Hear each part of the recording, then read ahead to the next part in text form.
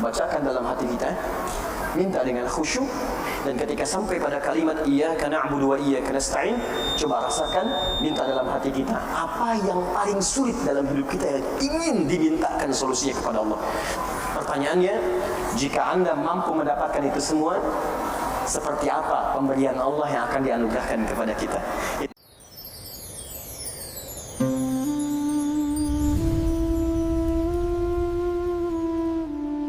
Anda bayangkan, dalam hal salat dibuka dengan Al-Fatihah bacaannya, dan dalam qiraat Al-Quran dibuka dengan Al-Fatihah. Jadi cukup dua hal ini menunjukkan keutamaan Al-Fatihah.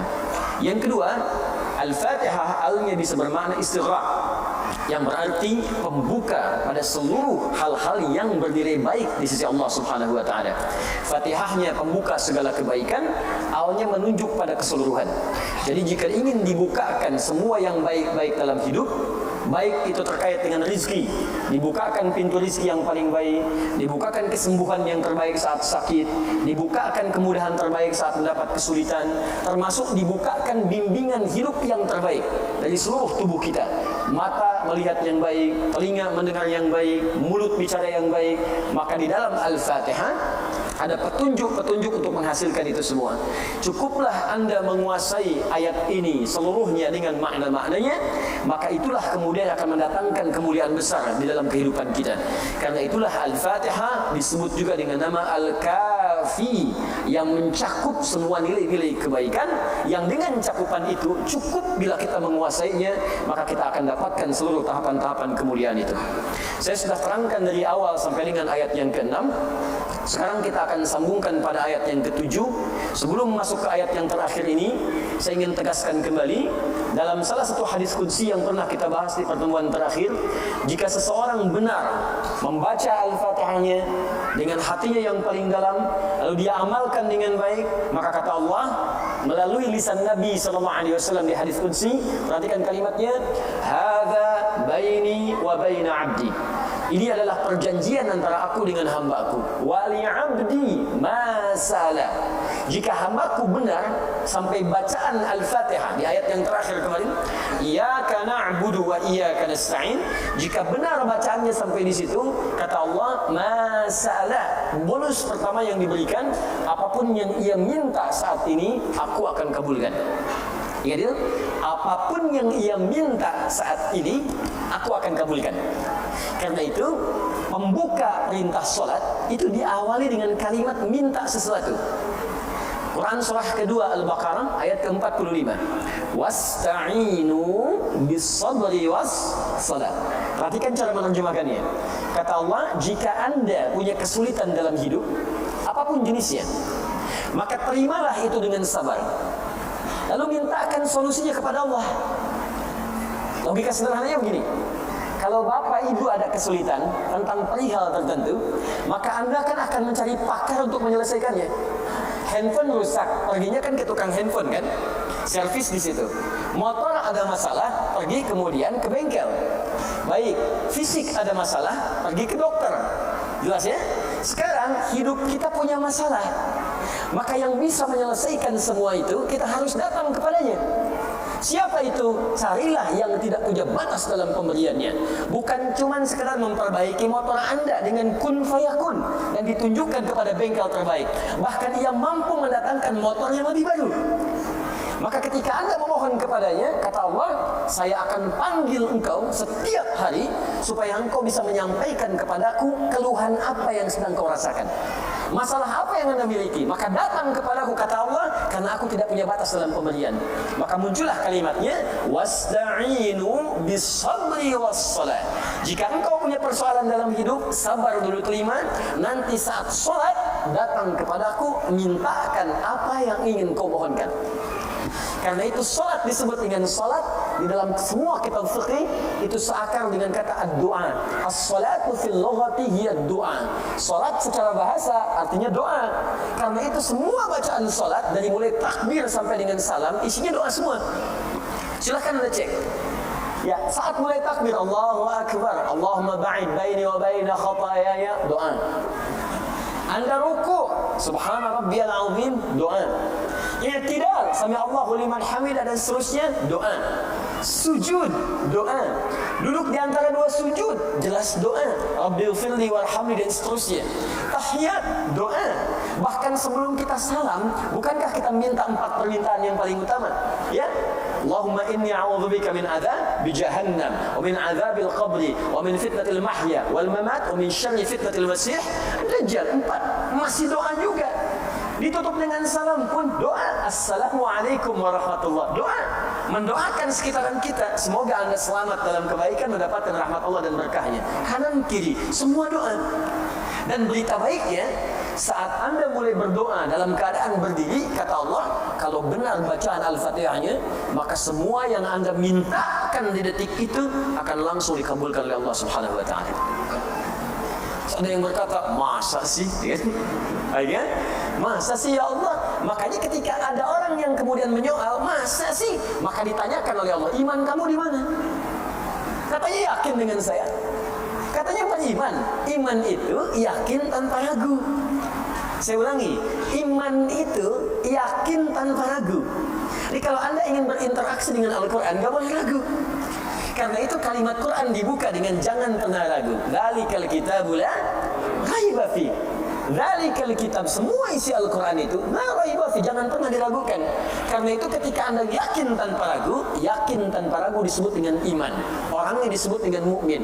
Ketika ada orang yang berkata, ya Allah benar akan dikabulkan, maka langsung oleh Allah dipertanyakan imannya. Dipindah ke Quran surah kedua Al-Baqarah ayat 153, paling kanan sebelah bawah. Kalimatnya sama persis, tapi pembukaannya berbeda. Yang pertama Al-Baqarah ayat 45, wasta'inu bis-sabri was-salat. Ada yang berkata, benar ya Allah, langsung dibalikan oleh Allah. Ya ayyuhalladzina amanu. Hai orang-orang yang telah beriman, engkau kan sudah beriman. Masa masih tidak yakin juga dengan saya? Kamu masih ragu, kata Allah. Di mana iman kamu?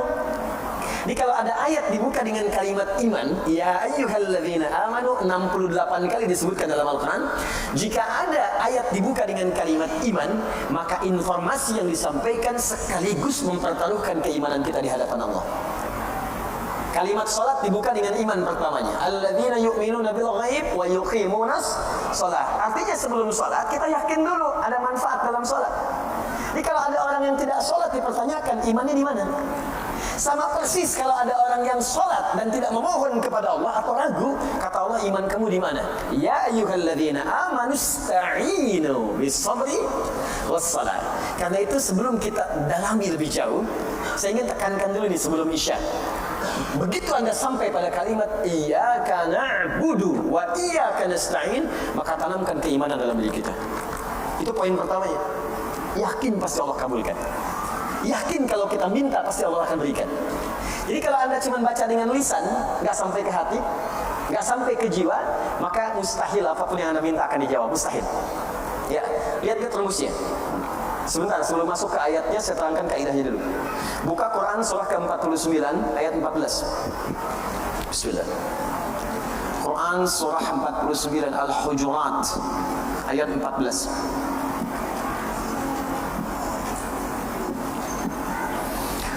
Qalatil a'rabu amanna. Orang Arab Badui berkata, saya beriman, kami beriman ya Rasulullah. Lalu Nabi diam, sehingga turun jawaban dari Allah. Qul, katakan Muhammad. Ya, katakan Muhammad, lam tu'minu. Kalian sungguh belum serius imannya. Fokus. Walakin qulu aslamna. Tapi cukup katakan dulu, kami baru masuk Islam. Orang yang masuk Islam bukankah mengucapkan kalimat syahadatain? Asyhadu an la ilaha illallah wa asyhadu anna Muhammadan Rasulullah. Jadi lisannya mengucapkan kalimat iman, ya, maka dengan kalimat itu menjadi muslim dia. Jadi baru di lisan. Nah, kalimat yang di lisan ini mesti dimasukkan ke dalam hati supaya sampai di jiwa kita. Kalau sudah sampai ke hati, nanti iman yang di hati ini akan membimbing seluruh tubuh kita. Masuk ke mata, matanya dijaga dengan iman. Masuk ke lisan, lisan dibimbing pakai iman. Beda antara lisan beriman dengan yang belum beriman lain. Ya, perhatikan ketika Nabi bahkan Al-Quran menyebut lisan, itu disebutkan imannya dulu. Ya ayyuhalladzina amanu la yaskhar qaumin qaum. Hai orang-orang beriman yang telah beriman, iman Anda akan membimbing lisan Anda untuk tidak saling mencela dengan orang lain. Iman Anda akan membimbing lisan Anda la yaghtab ba'dukum ba'du, untuk tidak bergosip. Jadi kalau ada iman dalam diri kita, itu imannya akan langsung sampai ke lisan, jangan gosip. Saya tidak, Ustaz, bagus. Tidak seperti ibu itu tuh. Kalau gosip tuh, sama. Ya. Jadi kalau iman kita itu masih ada, itu langsung, bahkan seketika ada kebagian pikiran kita mengatakan ini nggak bagus. Pernah ada perasaan begitu? Ya, ada gambar-gambar yang nggak bagus, tiba-tiba ini nggak baik. Ya, qul lil mu'minina yaghuddu min absarihim. Katakan pada pria-pria yang punya iman. Iman itu akan otomatis masuk ke mata, membimbing. Jangan lihat yang nggak bagus. Ke kaki sama, ke tangan sama. Jadi itu kalau iman masuk ke dalam jiwa kita, ke dalam tubuh kita, maka dia akan membimbing seluruh elemen tubuh kita untuk berlaku yang baik-baik. Tapi kalau cuma di lisan saja, nyampe ke lisan diucapkan, nggak nyampe ke hati. Walamma yadkhulul imanu fi qulubikum. Lihat ayatnya. Sedangkan iman yang kau ucapkan itu, engkau tidak sampaikan dia ke dalam jiwamu. Akhirnya beragama itu hambar. Sholat cuma di lisan, Allahu Akbar, cuma nyampe sini aja, nggak nyampe sini. Karena diucapkan cuma di lisan, nggak sampai ke dalam jiwa. Akhirnya yang di jiwa nggak memberikan bimbingan kepada kita.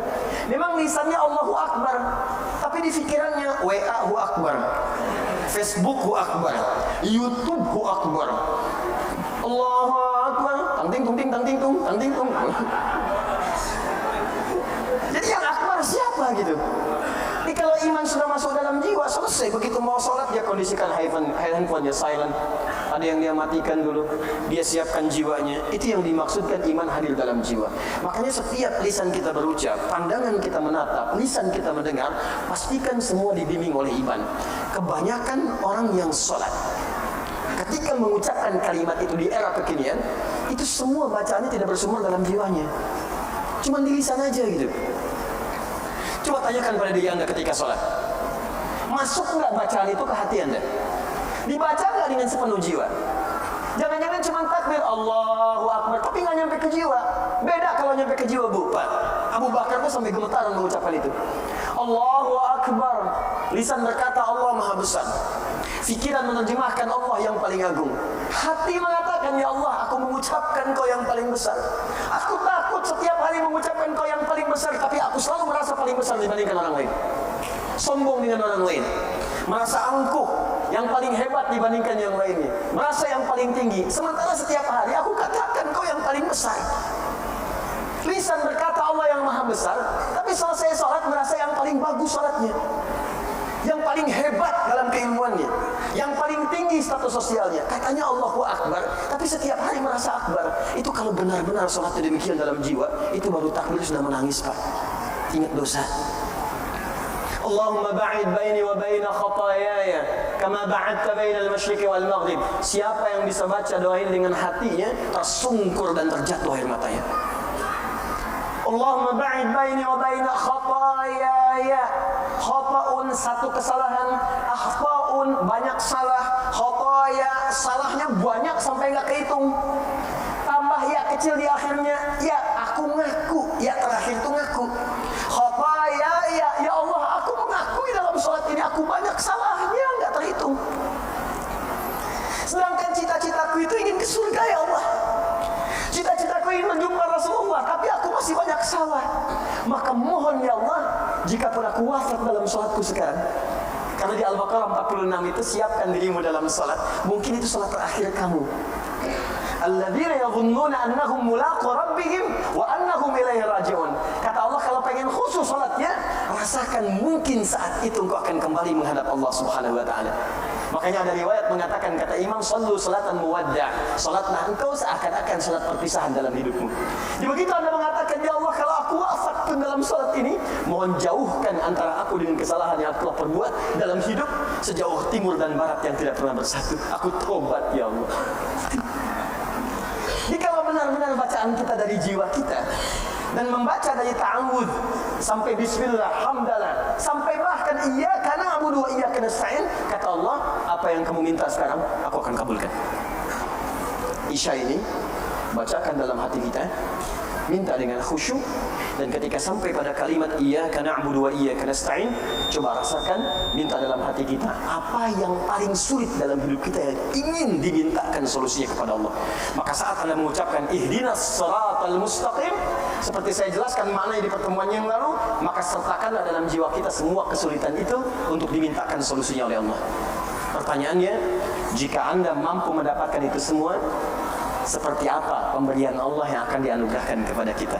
Itu jika kita meminta dalam Al-Fatihah langsung tawaran dari Allah, silahkan minta apapun sepanjang itu baik untuk dunia dan akhirat, dan itu engkau butuhkan, pasti Allah kabulkan. Jadi ingat, itu dua ya aspeknya. Jadi kalau minta itu yang akan dikabulkan oleh Allah, aspeknya dua. Satu, kebutuhan, bukan keinginan. Ingat ya, saya ulang, kebutuhan bukan keinginan. Kadang-kadang kita meminta, menginginkan sesuatu, Allah menjawab apa yang kita butuhkan, bukan apa yang kita inginkan. Nah, dalam hal ini kadang-kadang terjadi tiga hal. Pertama, jika memang apa yang kita minta itu kita butuhkan, maka seketika akan dikabulkan. Yang kedua, boleh jadi yang kita inginkan itu memang kita butuhkan, tapi bukan saat ini. Nanti mungkin 3 tahun lagi, nanti 2 tahun lagi, nanti setahun lagi. Maka boleh jadi permintaan saat ini ditunda oleh Allah, jawabannya bukan tidak dijawab, tapi dikabulkan saat kita sanggup kemudian menjalani apa yang kita mintakan itu. Ini biasa Pak, jangankan kita, para nabi pun begitu. Ya, Nabi Muhammad SAW minta kepada Allah supaya kiblat dialihkan dari Masjid Al-Aqsa ke Ka'bah Al-Musharrafah di Makkah Al-Mukarramah. Apakah seketika saat meminta langsung dikabulkan? Tidak. Ada proses 2 tahun lebih sampai hampir 3 tahun baru turun Quran surah kedua ayat 144 itu. Bahkan bahasanya dalam Al-Quran, qad nara taqalluba wajhika fis sama. Kami selalu perhatikan engkau menengadahkan wajahmu ke langit memohon supaya kiblat dialihkan. Ini ternyata tidak ada ruginya berdoa walaupun dikabulkan 2 tahun kemudian, tapi saat bermohon itu kita sering diperhatikan oleh Allah. Anda diperhatikan oleh guru saja, senang. Diperhatikan oleh pasangan hidup, senang. Anak diperhatikan oleh orang tua, senang. Orang tua diperhatikan oleh anak, senang. Maka siapa yang tidak senang diperhatikan oleh Allah Subhanahu wa ta'ala? Maka jika Anda pengertian terbaliknya, jika Anda ingin selalu diperhatikan oleh Allah, banyak-banyak berdoa. Wa qala rabbukum ud'uni astajib lakum. Ya, Rabbu berfirman, minta padaku, aku akan jawab. Tapi kalimatnya menggunakan astajib, bukan ujib. Ya, ista talabus syai bisa berarti jaraknya seketika, bisa berarti masih ada jarak ke depan. Jelas ya? Saya sering analogikan anak Anda usia 5 tahun minta diberikan motor. Ya, motor tertentu. Anda punya kemampuan membeli, tapi anak itu belum punya kemampuan mengendarai. Ya kan? Baik, apakah akan dibelikan? Tidak. Kalau Anda belikan sekarang, anak itu baru bisa pakai motor 3 tahun lagi. Beli motor sekarang buat 3 tahun, ngapain? Gak ada manfaatnya. Anda akan belikan motor-motoran dulu. Kok motor-motoran? Kamu baru 5 tahun. Entar kalau sudah 15 tahun, maka yang motornya satu hilang. Motorannya hilang jadi motor. Ya. Kalau kamu sudah punya SIM 25 tahun, 17 tahun, 18 tahun, baru Bapak belikan. Kadang Anda meminta sekarang, dijawab kemudian. Kadang yang ketiga, minta A, keinginan, dijawab oleh Allah B, kebutuhan. Awas hati-hati. Ini yang sering juga terjadi, tapi nggak kita sadari. Ya Allah, pengen ke Madinah ya Allah, pengen ke Madinah ya Allah. Minta. Tiba-tiba yang lulus Madinah Ciputat misalnya, ya, masuk UIN misal, ya Allah ITB, ya Allah ITB, tiba-tiba masuknya ke IPB misalnya, ya Allah Unpad, ya Allah Unpad, tiba-tiba masuknya ke Undip, ya Undip, misal. Jadi kadang-kadang ketika kita minta sesuatu dikabulkannya B. Kata Allah, kalau terjadi seperti itu, jangan berprasangka buruk dulu. Quran surah kedua ayat 216. Kutiba alaikumul qitalu wa huwa kurhul lakum. Perangi perasaan kita. Ya, jangan berprasangka buruk, perangi dulu. Ya, walaupun barangkali ketika menerima itu boleh jadi tidak sesenang yang kita harapkan. Harap-harap dapat ini, ternyata B. Harap-harap pengen sub paling depan, ternyata ketinggalan jauh di belakang. Ya, harap-harap dapat konsumsi, ternyata nggak ada, gitu kan? Baik, bisa gitu kan? Bisa. Nggak apa-apa. Asa an takrahu syai'an fa huwa khairun lakum. Boleh jadi apa yang tidak kamu harapkan, yang kamu nggak suka, itu yang paling bagus. Oh, barangkali Allah menginginkan saya ikhlas untuk mengikuti ta'lim, bukan yang lain. Oh, barangkali Allah ingin menguji sejauh apa kesungguhan saya untuk belajar. Oh, barangkali Allah inginkan ini. Wa asa an tuhibbu syai'an fa huwa syarrun lakum. Dan boleh jadi apa yang Anda harapkan itu mungkin belum bagus buat kita. Kenapa ya Allah? Wallahu ya'lamu wa antum la ta'lamun. Karena Allah tahu masa depan, sedangkan kita tidak. Jadi apa yang Allah berikan itu bukan hanya untuk sekarang. Ini loh, kamu kan itu nanti akan masuk ke sini, akan kemana sampai wafat. Jadi ketika Allah memberikan sebuah pemberian, itu jaraknya panjang untuk maslahat yang kita bawa sampai menuju Allah di hari kiamat nanti. Di bagian pengabulan dari Allah Subhanahu wa taala. Yang kedua, sifat kebutuhan ini akan diikat dengan dua kebaikan, yaitu dunia dan akhirat.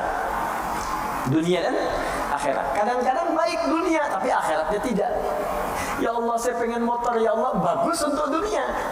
Tapi ternyata ketika diberikan motor, itu tidak bisa mengantarkan Anda untuk ibadah. Malah ke masjid lebih jarang, karena sekarang rajin motor-motoran. Ya, ada yang tadinya nggak pernah ngajak tetangga, sekarang baru punya motor sudah muterin komplek. Assalamualaikum, ayo ke masjid yuk. Oh, padahal mah, gitu kan? Habis amal. Ya, di kadang-kadang apa yang kita mintakan, dunia bagus, akhirat mesti baik juga. Makanya kita mintakan Rabbana atina fid dunya wa fil akhirati wa qina. Pilih mana? Kaya dunia, miskin akhirat, atau miskin dunia, kaya akhirat? Bagus. Gitu ya. Nah, sekarang ketika Anda ingin meminta dengan satu kalimat, dan dengan kalimat itu dapat dunia akhirat plus kebutuhannya. Jadi begitu kalimat ini diucapkan, apa yang kita ingin mohonkan langsung Allah akan kabulkan. Dunianya nikmat, akhiratnya juga nikmat, dan sesuai dengan kebutuhan kita. Kalimat itu yang kita pelajari, yang disampaikan oleh Allah, dibacakan 17 kali dalam sehari dengan kalimat ihdinas siratal mustaqim. Kita sampaikan di pertemuan lalu, ihdina itu bukan sekedar tunjukkan. Ya, berasal dari kata hudan. Ya Allah, berikan kami hudan dengan cara yang paling mudah, ke jalan yang lurus. Hudan ada banyak makna. Satu, kemudahan untuk beribadah. Saya ulang, kemudahan untuk ibadah. Dalilnya diantaranya Quran surah kedua Al-Baqarah ayat 2 sampai dengan 5. Dzalikal kitabu la raiba fi hudan lil muttaqin. Ketika Allah memberikan hudan kepada orang takwa, apa yang menjadikan orang takwa itu ketika dapat hidayah? Kemudian apa yang ia kerjakan? Maka ayat 3-nya, alladzina yu'minuna bil ghaib wa yuqimunas shalah wa mimma razaqnahum yunfiqun. Jadi ketika Anda berkata, ya Allah, berikan kami hudan, ihdinas siratal mustaqim, dengan cara yang mudah. Mana pertamanya, tunjukkan kepada kami kemudahan untuk ibadah dengan cara yang benar. Minta kepada Allah. Orang-orang yang diberikan kemudahan ibadah, maka gampang bangun tahajudnya. Tahajud gampang bangun, puasa Senin Kamis gampang, bahkan nyari Ayyamul Bid, bahkan nyari puasa Daud. Untuk infaknya gampang. Ya, walaupun punya 1 juta bisa infak, 100.000 bisa infak. Nggak ada uang, masih sedekah. Dia cari kadang ke jalan, buang sampah ke tempatnya. Apa yang kira-kira bisa di masjid dibersihkan, dia bersihkan. Ada orang-orang yang minta hidayah kepada Allah, diberikan kemudahan untuk jalan ibadah. Ada yang gampang ke masjid, Masya Allah. Ya, sholat subuh misalnya jam 4 lewat 6, jam 3 sudah ke masjid. Bahkan pintu belum dibuka, di luar dia sholat. Ya, karena memang bermalam di masjid itu kan, misal. Minta. Yang kedua, ada berarti solusi. Ya, dari setiap persoalan yang dialami.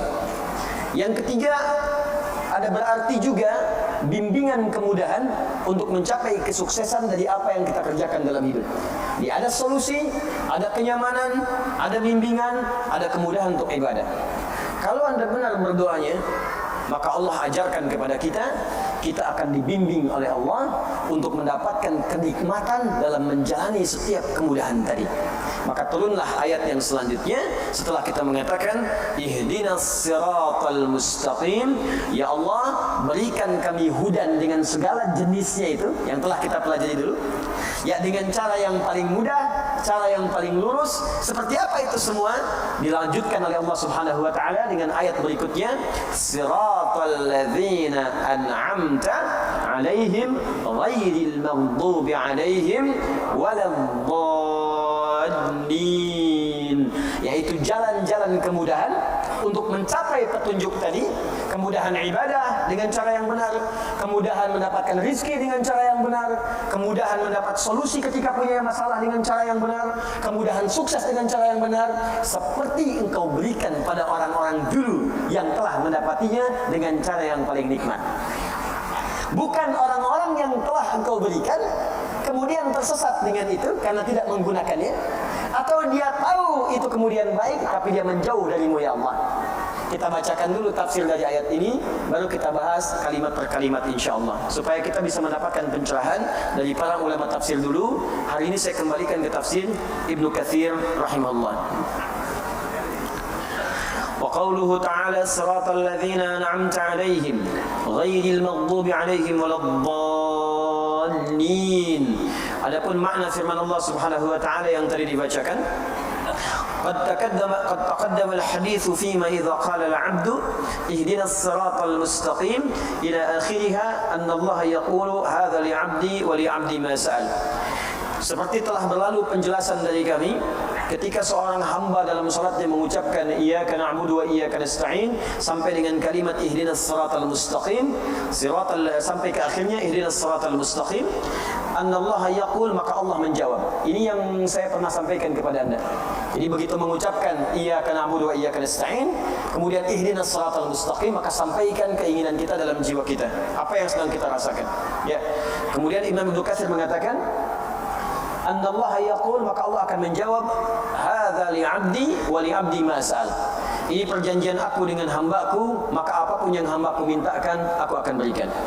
Wa qauluhu ta'ala, setelah kita menyampaikan apa yang kita mohonkan itu, lalu Allah Subhanahu wa taala berfirman, siratal ladzina an'amta 'alaihim, siratal ladzina an'amta 'alaihim mufassirun lis-siratal mustaqim. Ini adalah penjelasan dari kalimat sebelumnya siratal mustaqim. Bismillah. Jadi ada ayat yang ke-6 yang kita bacakan, ihdinas siratal mustaqim. Saya tulis sebentar. Saya agak pelankan sedikit supaya mudah dipahami. Bismillah. Ihdinas siratal mustaqim. Ya. Perhatikan baik-baik. Ya Allah, mohon berikan kami hudan. Dari kata hudan, saya sudah jelaskan pertemuan lalu. Bagi Anda yang tidak mengikuti, lihat lagi tayangan yang telah lalu. Ini maknanya bisa kemudahan ibadah, kesuksesan, solusi, kelapangan, dan segala jenis kebaikan-kebaikan. As-siratal mustaqim, dengan jalan yang lurus, dengan cara yang paling mudah. Jadi kalau ibadah, ya Allah tunjukkan cara ibadah yang benar, yang lurus. Kalau sholat, sholatnya benar, ya kan? Kalau kemudian puasa, cara puasanya benar. Kalau zakat, cara zakatnya benar. Kalau haji, cara hajinya benar. Kalau berpakaian, cara berpakaiannya benar, ya kan? Yang akhwat, jilbabnya benar. Yang pakai cadar, yang perempuan, yang laki-laki, yang celananya cingkrang, ya kan? Yang berjenggot, yang macam-macam, ditunaikan dengan cara yang benar, ya. Jadi ketika kita minta kepada Allah akan dibimbing dengan cara-cara yang baik. Ini hudan. Nah sekarang fokus. Kalau kita minta sukses, sukses dengan cara yang benar.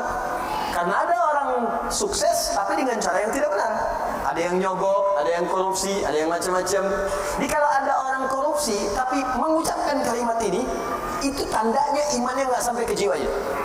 Ya aneh, ihdinas siratal mustaqim. Ya Allah, tunjukkan kami cara sukses yang benar dengan jalan yang lurus. Habis itu nyogok. Habis itu korupsi. Habis itu nipu. Berarti ada yang salah dalam sholatnya. Ada yang tidak tepat. Ya Allah, berikan solusi dengan cara yang benar. Ada masalah di rumah tangga, minta kepada Allah, maka diberikan solusi dengan cara yang benar. Dituntun kepada guru yang benar, kepada ustadz yang benar, pada kiai yang benar, minta solusi yang baik, sehingga selesai semua. Nah, yang paling indah ketika Anda mendapatkan jalan yang benar itu, apa yang dimaksud dengan jalan yang benar? Anda bertanya lagi. Maka diteruskan oleh Allah, yang dimaksud dengan as-sirat ini, jalan yang benar ini. Kalau ingin sukses, jalannya mesti benar. Kalau ingin ibadah, jalannya mesti benar. Kalau ingin ada solusi, jalannya mesti benar. Yang dimaksud jalan yang lurus dan benar itu, turunlah kalimat selanjutnya. Siratal ladzina an'amta 'alaihim. Siratal ladzina an'amta 'alaihim. Ini poinnya. Maka muncul di ayat yang ketujuh, kata Ibnu Katsir rahimahullah, maka yang dimaksud dengan kalimat siratal ladzina an'amta 'alaihim mufassirun lis-siratal mustaqim.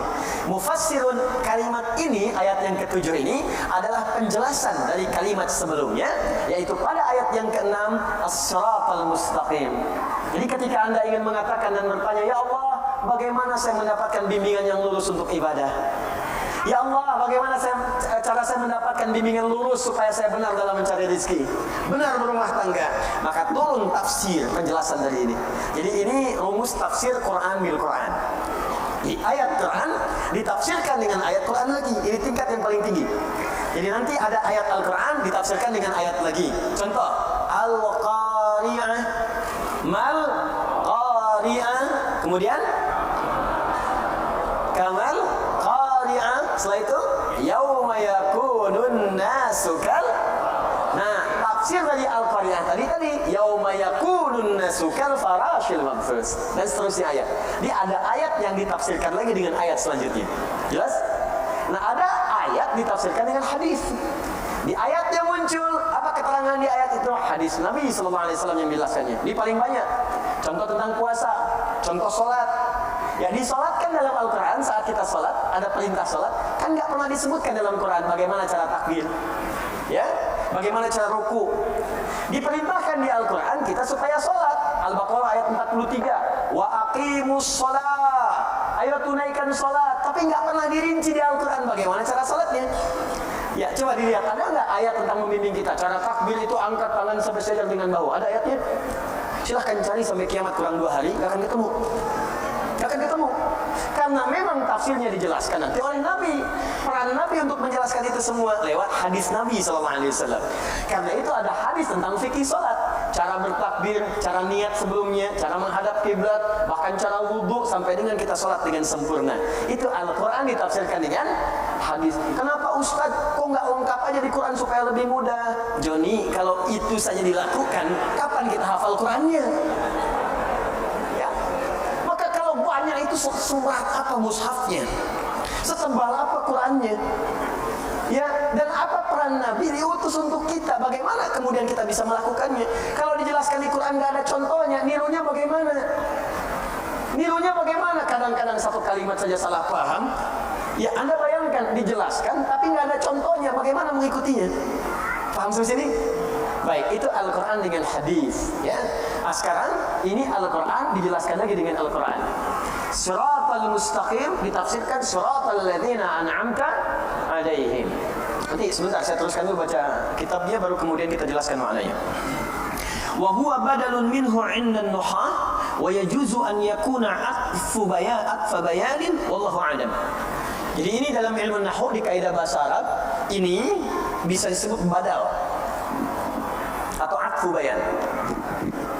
Ya, saya jelaskan kaidah dulu bahasa Arabnya. Ini bisa disebut badal atau atfu bayan.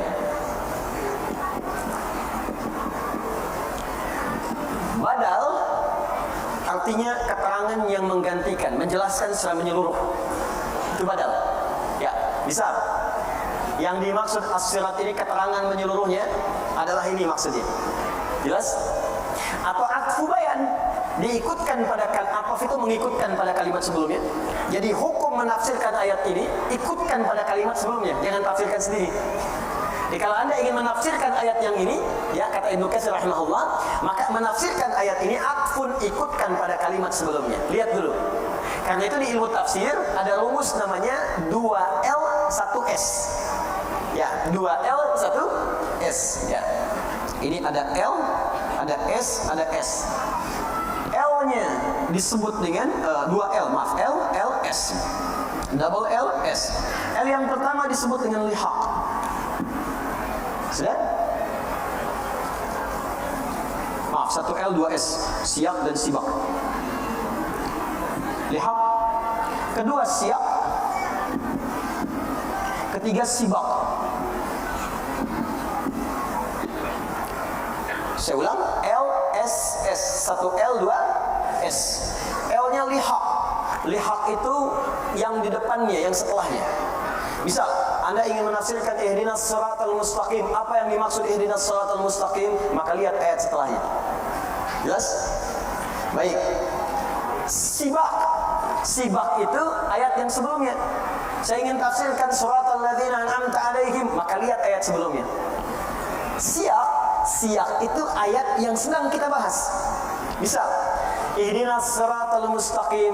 Ketika kita ingin menggali makna ayat ini ayat yang sedang kita bahas, namanya siyak. Kaitan dengan ayat sebelumnya disebut sibak. Kaitan dengan ayat setelahnya disebut dengan lihaq. Secara singkat, kalau ingin menafsirkan Al-Quran, jangan sembarangan baca satu ayat langsung Anda pahami maknanya, tidak.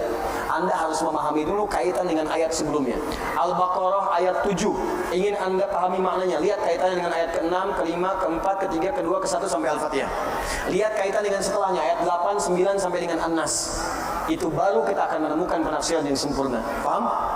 Baik. Jadi ketika Anda ingin menafsirkan yang ini, atfun, ini diikutkan kepada kalimat sebelumnya, bayanun, statusnya menjelaskan kalimat yang ini. Di secara singkat, paling gampang, ini ayat menjelaskan ayat sebelumnya. Itu maksudnya. Kalau panjang-panjang kemana, itu maksudnya. Ya.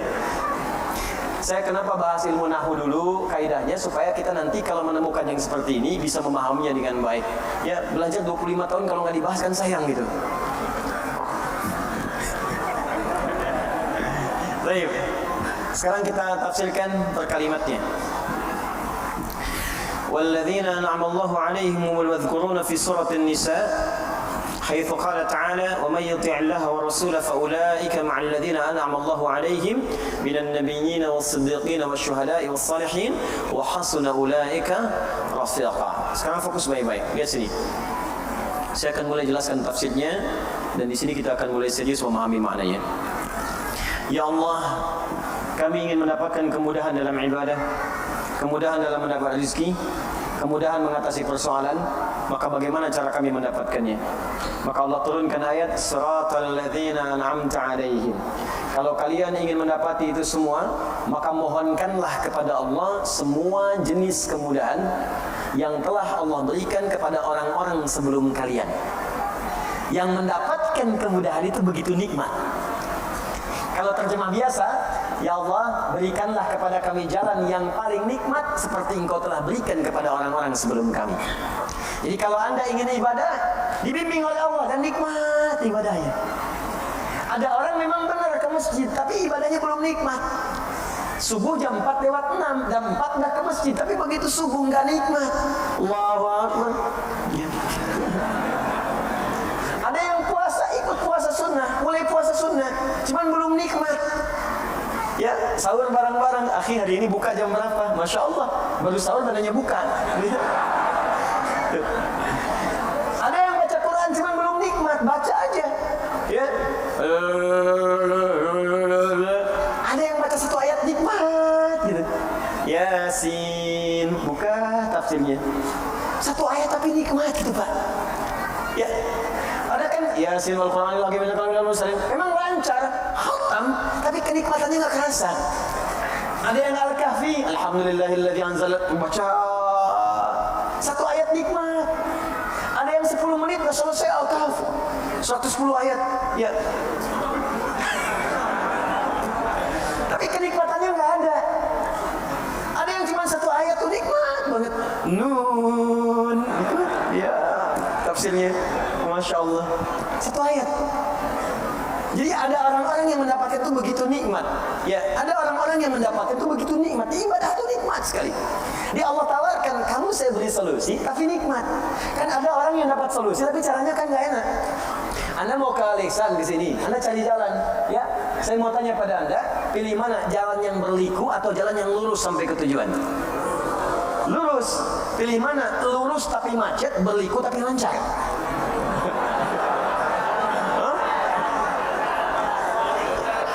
Tuh,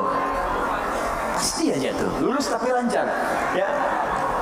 Baik, ada yang lurus tapi macet, ada yang lurus tapi lancar. Nikmatkan yang lancar kan?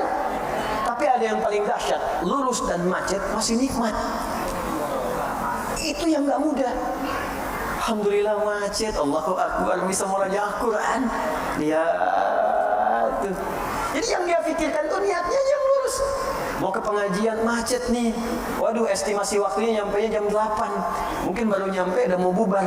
Lihat. Tapi nikmat aja, bukankah sekarang live? Dibuka aja, ikutin. Jadi memang yang dia concernkan niatnya. Niat saya kan untuk belajar. Dan dahsyatnya dalam Islam, pahala diberikan saat niat itu muncul. Innamal a'malu niat. Jadi begitu niatnya muncul, pahala datang. Dan yang paling dahsyat, orang yang datang pun kalau rusak niatnya, rusak pahalanya. Begitu datang, ceklik, wah langsung kan selfie dari sana, klik, kirim ke teman, Ani udah nyampe, ente di mana? Wah, mengaji dulu mencas iman, padahal pengen orang tahu gitu. Nah ini ada bagian-bagian tertentu yang teman-teman sekalian, ketika kita hadirkan itu, kata Allah, saya akan berikan kepada kalian, fokus, segala kemudahan, segala solusi, dan caranya nikmat mendapatkannya. Kalau Anda bertanya, ya Allah, saya pengen itu. Saya ingin mendapatkan solusi dengan cara yang nikmat, seperti Engkau berikan pada orang-orang sebelum saya. Siapa mereka ya Allah? Maka kata Ibnu Katsir rahimahullah, ditafsirkan lagi kalimat ini dengan kalimat yang serupa, mirip kalimatnya di Quran surah keempat An-Nisa ayat ke-69. Ini kuncinya. Quran surah keempat An-Nisa ayat 69. Siratal ladzina an'amta 'alaihim, ya Allah, tunjukkan kami jalan-jalan kemudahan yang nikmat seperti Engkau telah berikan kepada orang-orang sebelum kami. Siapa orang-orang ini? Kita diminta oleh Allah, kalau ingin kemudahan, ingin kenikmatan, maka belajar kepada orang-orang sebelum kita, ikuti mereka. Siapa orang-orang ini? Ditafsirkan dari Quran surah keempat ayat 69. Perhatikan kalimatnya. Wa may yuti'illaha war rasulah, siapa yang mau menaati segala ketentuan Allah dan Rasulnya, faulaika, maka orang-orang itu ma'alladzina an'ama Allahu 'alaihim. Lihat kalimatnya serupa. Kita minta di sini, siratal ladzina an'amta 'alaihim.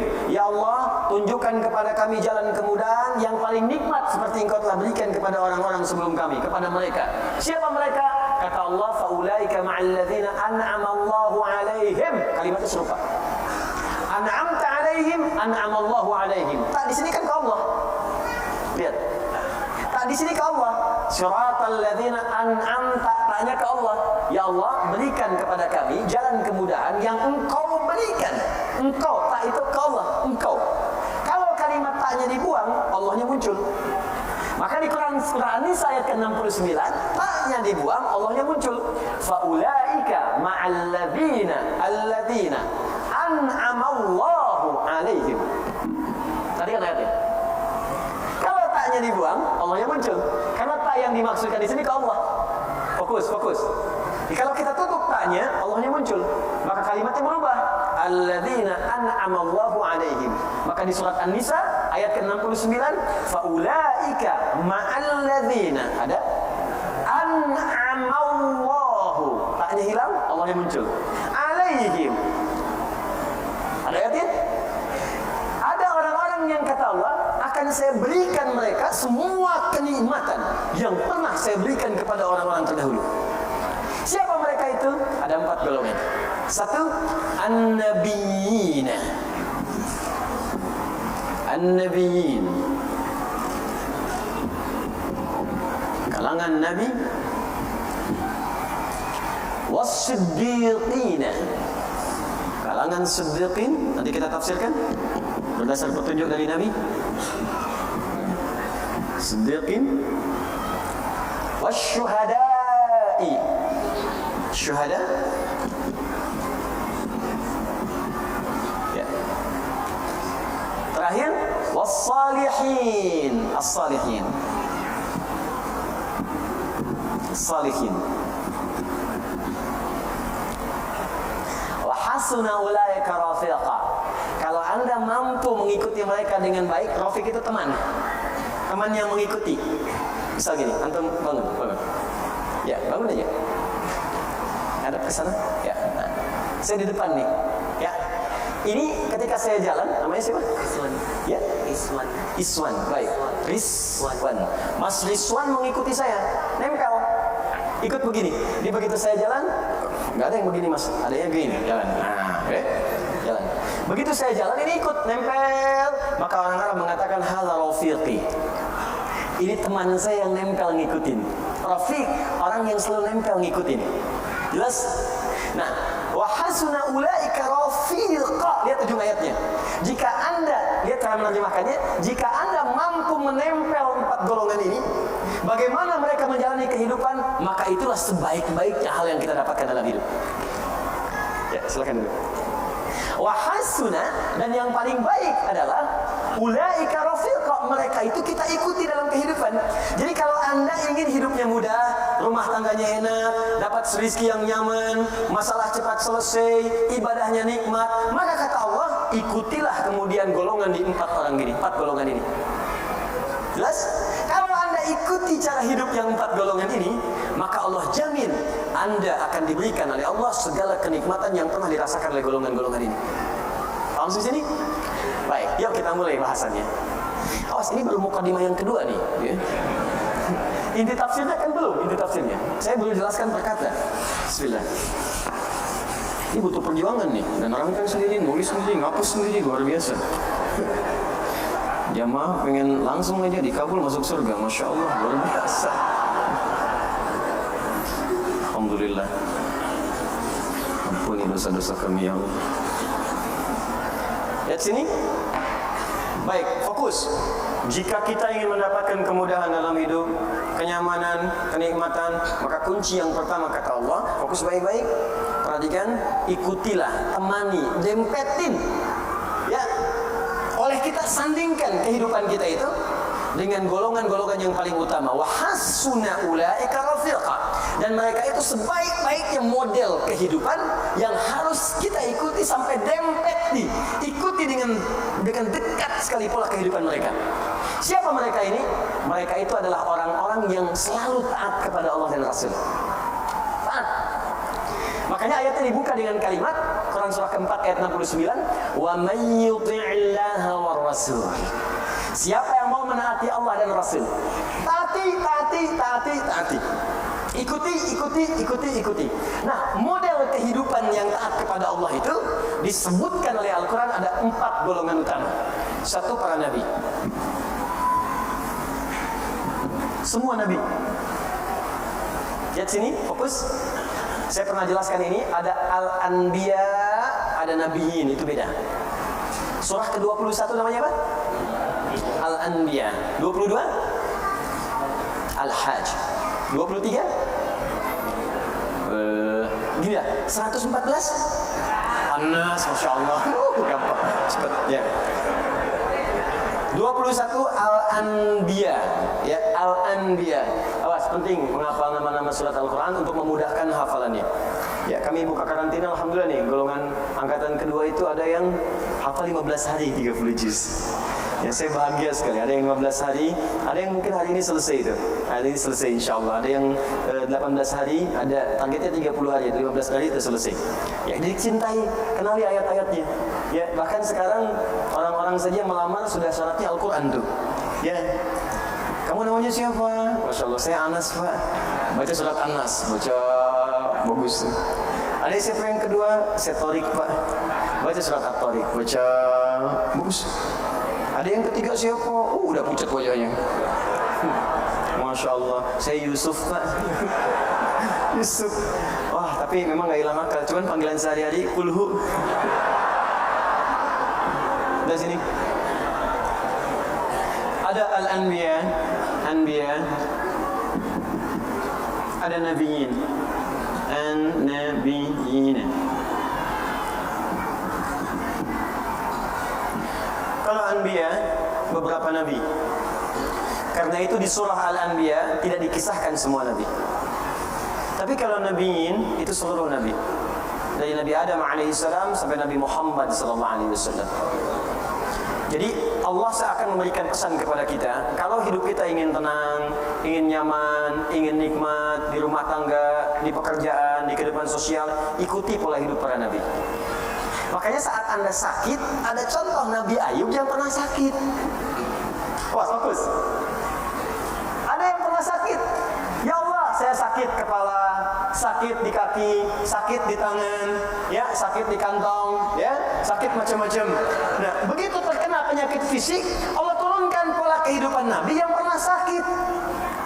Ada yang ringan-ringan seperti Nabi Ibrahim sakit.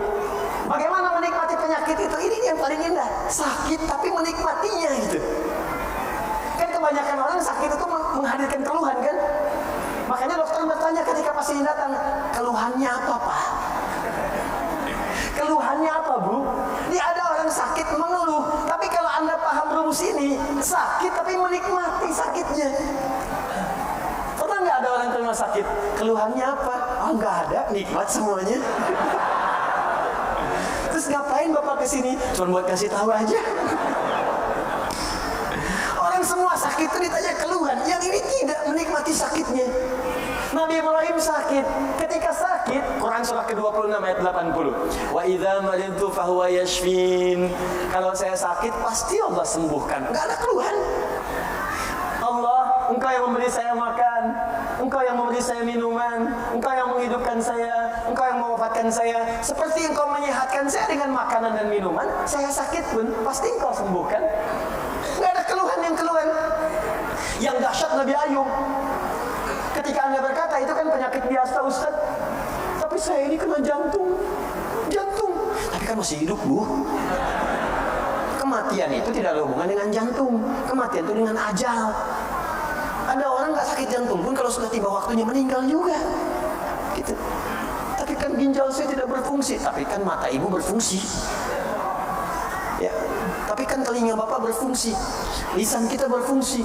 Maka ketika ada orang mengeluhkan penyakitnya, Allah turunkan penyakit yang paling dahsyat yang pernah dialami oleh seorang nabi, yang tidak pernah dirasakan oleh orang sebelumnya dan tidak akan pernah dialami oleh orang setelahnya. Supaya nggak ada yang mengeluh lagi. Ketika mengeluh, Allah kemudian balikan. Ini aja nabi saya uji, dia nggak mengeluh. Kamu bukan nabi, kenapa mengeluh? Tapi kan dia nabi ya Allah. Diturunkan ayatnya. Kalau ada orang yang bukan nabi pun mengikuti amalannya, maka saya akan berikan kenikmatan yang sama seperti dia mengalaminya. Maka turunlah Quran surah ke-21 ayat 83 sampai 84 itu. Wa ayyuba idz nada rabbahu anni massani yadhurru wa anta arhamur rahimin. Kata Allah, "Hei, saya akan buka kisah Ayyub alaihissalam supaya kalian belajar." Ketika ia mulai bermohon kepada Allah, saat sakitnya mulai mengganggu dia untuk ibadah. Di saat sakitnya itu biasa, dia nikmati aja. Nikmati, sholat ya sholat, ibadah ya ibadah, gak ada keluhan. Isinya bertanya, Papa, kenapa gak minta kepada Allah sembuhkan? Kata suaminya, berapa lama kita sehat dan senang? 20 tahun. Berapa lama kita diuji dengan sakit dan begini? 7 tahun. Nanti aja, kalau sudah sakitnya sama dengan sehat 20 tahun, baru saya minta kepada Allah. Saya malu dikasih sehat 20 tahun, saya senang.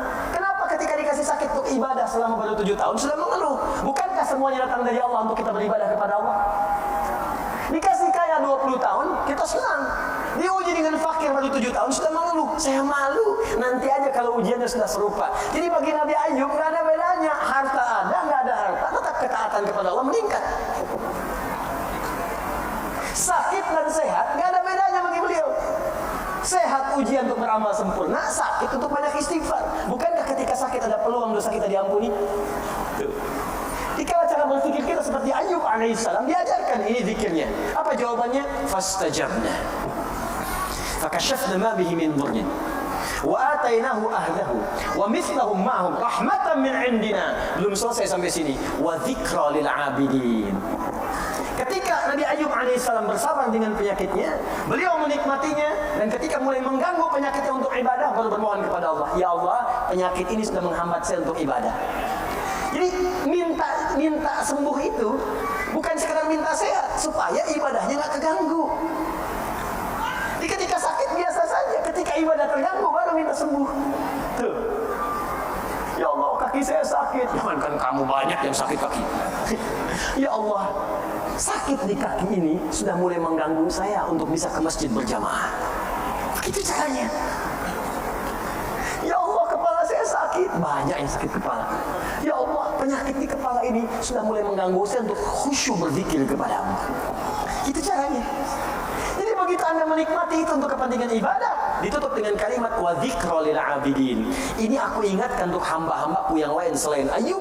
Jika kalian mengalami hal yang serupa, amalkan amalan seperti Ayub merasakannya. Nabi, Anda berdagang, Anda bisnis, Anda bekerja, Anda berdakwah, Anda mengajar. Apa Anda kira akan mudah menyampaikan semua itu? Belum tentu.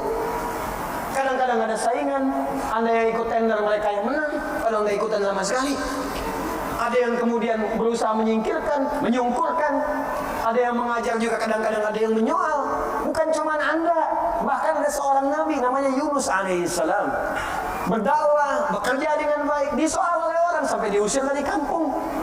Masuk kemudian ke perahu, dilempar, ditelan ikan paus. Anda bayangkan, Anda masih hidup sampai sekarang, beliau di dalam perut ikan paus.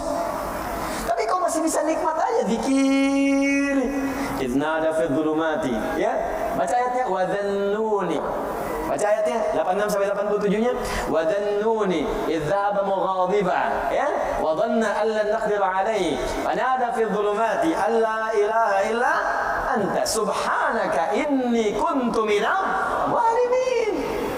Tadinya gelisah, nggak enak tuh, ditelan dalam perut ikan paus. Kira-kira tuh di dalam perut ikan paus itu, maaf ya, terang atau gelap? Udah pernah masuk? Pengap atau nyaman? Ya, kita kebayang aja pasti pengap, sempit pengap. Dalam perut ikan yang sangat besar itu sempit pengap, tapi masih bisa berzikir kepada Allah. La ilaha illa anta subhanaka inni kuntu minadh dhalimin. La ilaha illa anta subhanaka inni kuntu minadh dhalimin. La ilaha illa anta subhanaka inni kuntu minadh dhalimin. Allahu akbar. Apa jawabannya? Fastajabna lahu. Ya, wa najjaynahu minal gham. Perhatikan jawabannya. Tadi Nabi Yunus alaihissalam masuk ke dalam perut ikan paus. Tapi ketika dijawab doanya, jawabannya bukan mengeluarkan beliau dari perut ikan paus. Ya. Kalau mau konsisten, fastajabna lahu wa najjaynahu minal hut. Kami jawab doanya, kami bebaskan dia dari perut ikan itu, kami keluarkan. Tapi yang terjadi adalah kalimatnya indah. Fanajjaynahu minal ghammi. Gham. Apa itu gham? Gham itu awan gelap yang menaungi. Gelap. Tiba-tiba gelap. Bahasa Spanyolnya kuek. Udah siang, masih siang, udah gelap. Gelap. Fokus. Jadi ada ghamam, ada gham, itu beda. Kalau ghamam itu awan teduh yang menaungi. Ghamam. Al-Baqarah ayat 57. Wa dhallalna 'alaikumul ghamama wa anzalna 'alaikumul manna wassalwa. Paling kiri sebelah bawah. Ayo, mana Qurannya? Ya, ada ghamam, ada gham. Kalau gham itu awan gelap yang menaungi. Maksudnya ini bahasanya tinggi, bukan awannya. Tapi suasana gelap yang mencekam. Kadang kalau orang sedang melihat awan gelap, siang-siang gelap, rasanya bagaimana? Gak enak ya? Gak enak, jalan gak enak, perasaan gak enak. Yang dimaksudkan di sini bahasa kiasan. Ada orang yang mengalami situasi yang gelap, bikin sesak, seperti Nabi Yunus berada di perut ikan paus. Suasana gelap, bikin sesak. Mungkin tidak harus masuk ke perut ikan. Anda ikut pekerjaan, tiba-tiba dijahili oleh orang. Anda yang difitnah, bukan gak gelap? Pulang-pulang siang tapi sudah lumai. Nyampe rumah gak ada senyum. Anda yang ikut ujian, begitu mau wisuda, ada nilai yang hilang belum sampai, tiba-tiba gelap. Anda yang sudah mau lamaran, besok mau nikah, tiba-tiba pasangan berubah keputusan.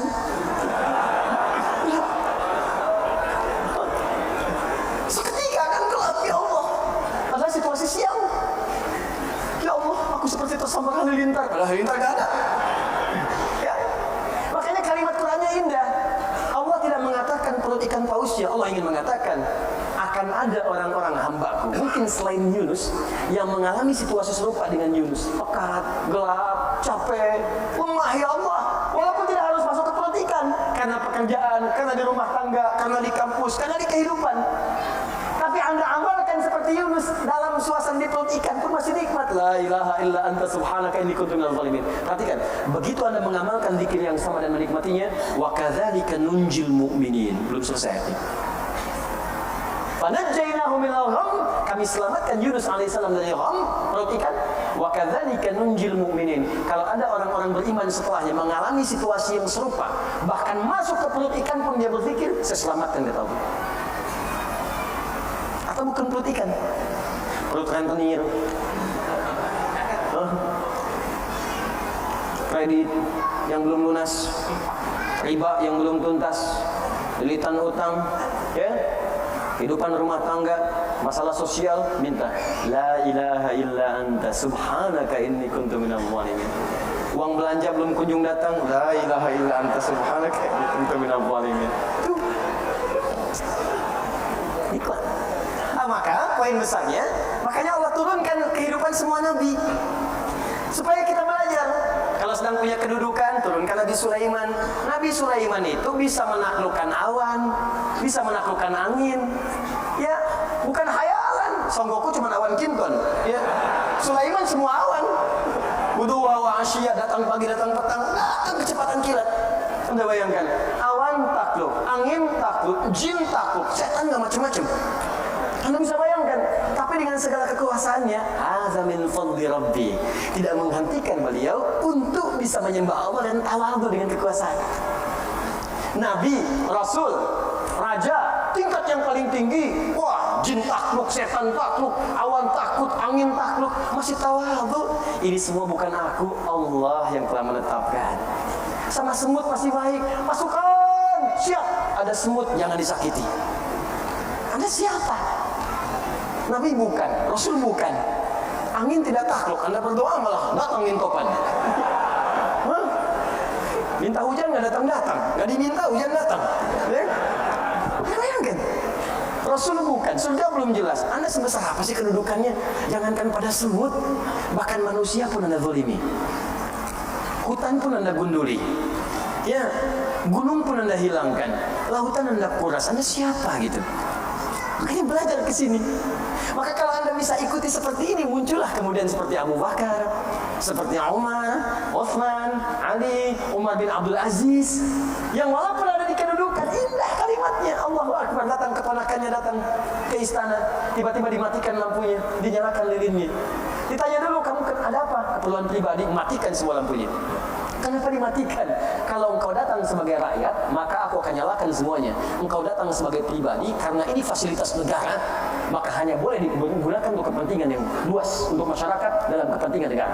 Tapi ketika datang dengan kepentingan pribadi, maka aku matikan, aku nyalakan lilin yang milikku pribadi. Wah, kalau semua pejabat seperti ini enak. Masya Allah. Plat merah pakai undangan. Izin nggak ada, izin ada nggak apa-apa, senang.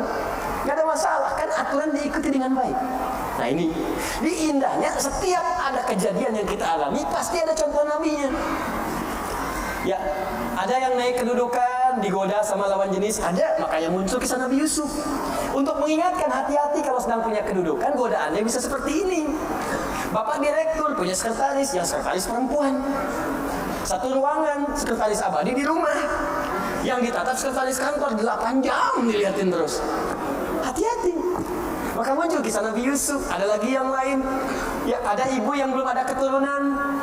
Ya, bapak yang belum ada keturunan. Diturunkan kisah Nabi Zakaria supaya nggak bersedih. Nikmati.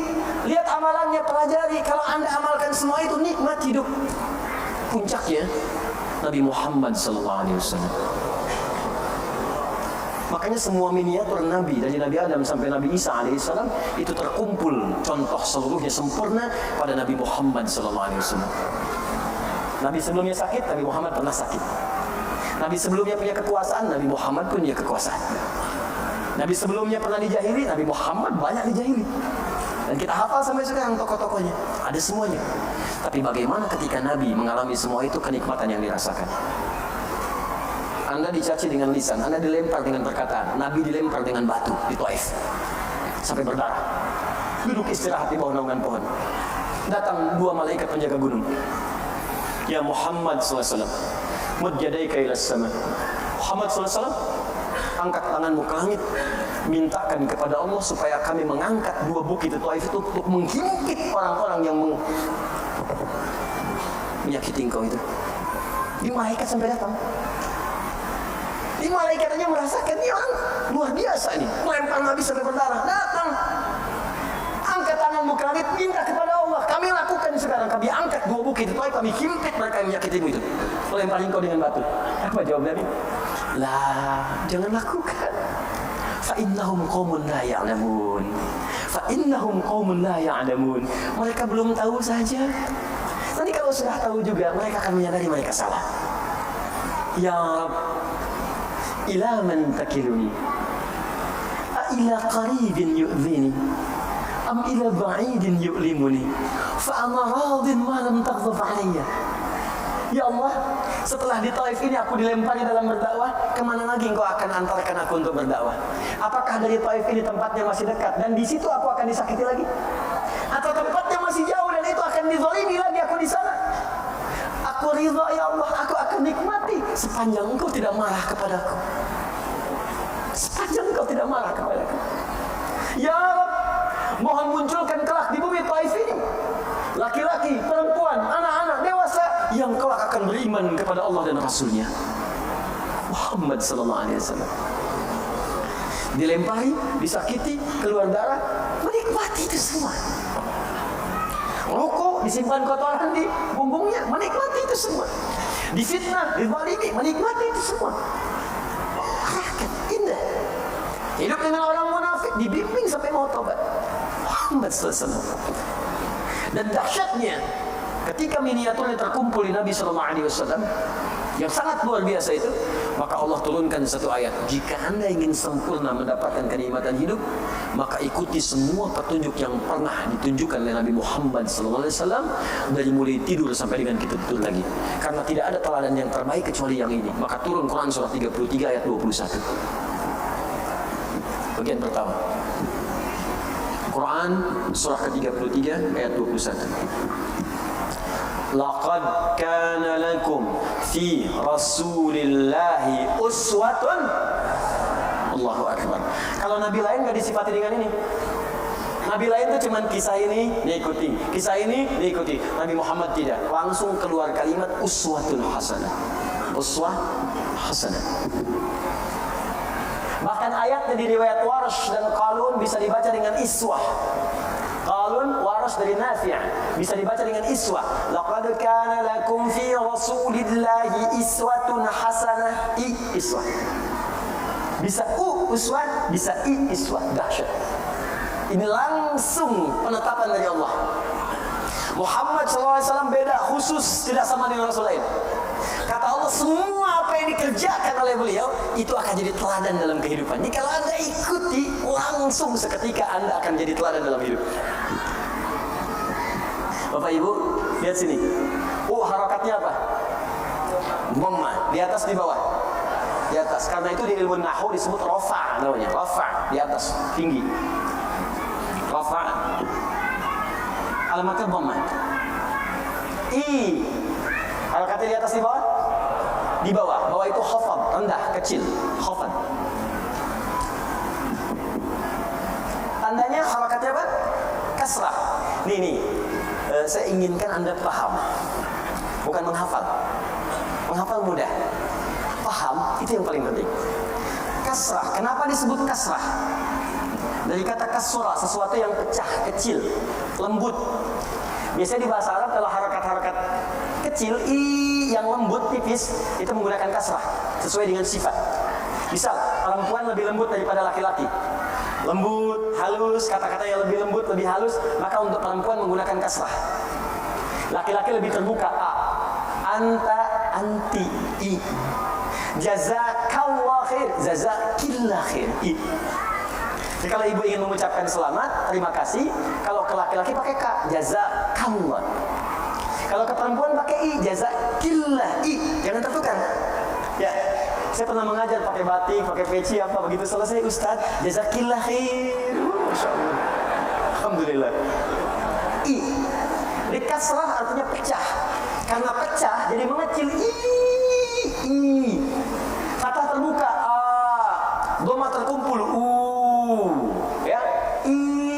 Kasrah kecil, pecah, hancur, tipis. Nah, keluar dari sini jam 3. Mau itikaf itu jam 3 keluar. Tiba-tiba di pohon depan itu ada suara. Tunjuk kasrah. Fathah. Dhammah. Habis itu lari. Nah. Sekarang belajar ilmu bahasa. Awas 5 menit kita selesai. Fokus. Kenapa disebut kasrah? Kasrah menunjuk pada sesuatu yang pecah, rendah. Kalau pecah itu jadi kecil ya. Kasrah zujaj, kaca pecah maka jadi kecil. Jadi kalau ada sesuatu menggunakan harakat kasrah, ini menunjuk pada sesuatu yang kecil, ringan. Makanya alamatnya khafad, di bawah, rendah. Kalau menggunakan sesuatu yang tinggi, terkumpul, rafa tinggi. Dhammah terkumpul, in dhamma syai'u berkumpul jadi banyak. Kalau ingin menunjukkan sesuatu yang banyak, maka gunakan harakat dhammah, kemudian harakatnya tinggi di atas, rafa. Perhatikan, ketika Allah menyebutkan Nabi menjadi teladan, kenapa menggunakan dua harakat? Di atas tinggi, di bawah rendah. Seakan ingin menjelaskan kepada kita, Nabi Muhammad itu jangankan perilakunya yang tinggi-tinggi, yang banyak bisa kita temukan. Cara sholatnya yang 1 rakaat sampai dengan kakinya bengkak. Ya, Masya Allah. Cara infaknya yang saat berinfak dengan 1000 ekor unta. Cara puasanya yang sangat luar biasa. Yang tinggi-tinggi, jangankan yang tinggi-tinggi, yang kecil-kecilnya pun bisa jadi teladan. Cara senyumnya, cara jalannya, cara bangun tidurnya, cara masuk toiletnya, cara masuk masjidnya, cara pakai sendalnya, cara berpakaiannya, itu kan kelihatan kecil. Cara berpakaian kan sederhana, tiap hari berpakaian. Cara makannya, cara duduknya, cara menggunakan alas kakinya, dengan sendalnya, dengan sepatunya, dengan terumpahnya, cara mengenakan bagian pecinya, sorbannya, itu kan kecil-kecil. Tapi kalau Anda ikuti, jadi teladan Muhammad. Karena itu dalam Islam Anda akan temukan bimbingan dari Nabi dari bangun tidur sampai tidur lagi. Pasti ada. Silakan tunjukkan kepada saya. Selain dalam Islam, bimbingan yang komplit dari bangun tidur sampai tidur Anda nggak akan temukan. Untuk menunjukkan kebenaran risalah Islam diturunkan seorang Nabi terakhir namanya Muhammad SAW, dan beliau tunjukkan kalau Anda ingin menikmati kehidupan dengan baik, maka silakan ikuti semua petunjuk Nabi. Itu langsung dari Allah.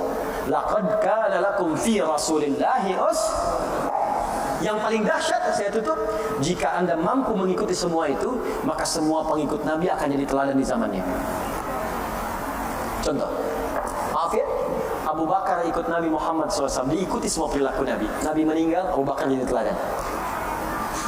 Umar mengikuti, Umar jadi teladan. Utsman mengikuti, Utsman jadi teladan. Ali mengikuti, Ali jadi teladan. Wafat sahabat, muncul tabi'in, jadi teladan. Wafat tabi'in, muncul setelahnya tabi'ut tabi'in, jadi teladan. Pokoknya semua yang ikut Nabi akan diteladani dalam hidup. Anda tidak harus jadi ustaz. Bukankah Utsman itu seorang pengusaha? Abdurrahman bin Auf seorang pengusaha. Amr bin As seorang diplomat, birokrat bahkan. Ayo, jadi apapun Anda, ikuti cara Nabi membimbing kita. Ustaz, bagaimana dengan kami perempuan? Ibu, bukankah Sayyidah Khadijah istri Nabi? Bukankah Aisyah istri Nabi? Bukankah Zainab istri Nabi? Makanya Nabi diizinkan menikah lebih daripada 4 perempuan, karena semua istri Nabi itu menjadi miniatur karakteristik semua perempuan di bumi. Makanya ibu pulang ke rumah, ibu baca sirah istri Nabi, ibu akan menemukan, ibu akan mirip siapa? Ibu akan temukan. Ya, ada yang cekatan, senang belajar, berarti seperti Sayyidah Aisyah. Ibu pelajari bagaimana riwayat Sayyidah Aisyah. Ada yang senang ngaca, senang macam-macam, kan? Ada yang senang misalnya mohon maaf bikin masakan dan sebagainya, ada.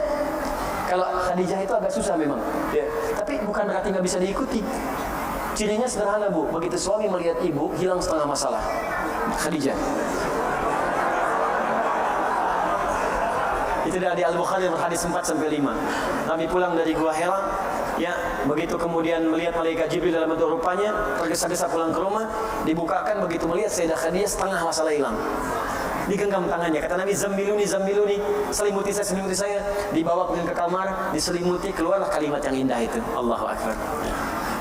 Sayang, engkau itu orang yang sangat baik. Engkau penyambung silaturahim. Engkau senang memberi. Yakinkan pada jiwamu, aku akan selalu bersamamu dalam suka dan duka. Istri begitu, Pak. Hilang semuanya, sudah selesai. Hilang semua kegelisahan. Khadijah, coba besok antum pulang dari pekerjaan kan, ada masalah. Nyampe rumah, assalamualaikum, dibuka, masya Allah, masalah tambah.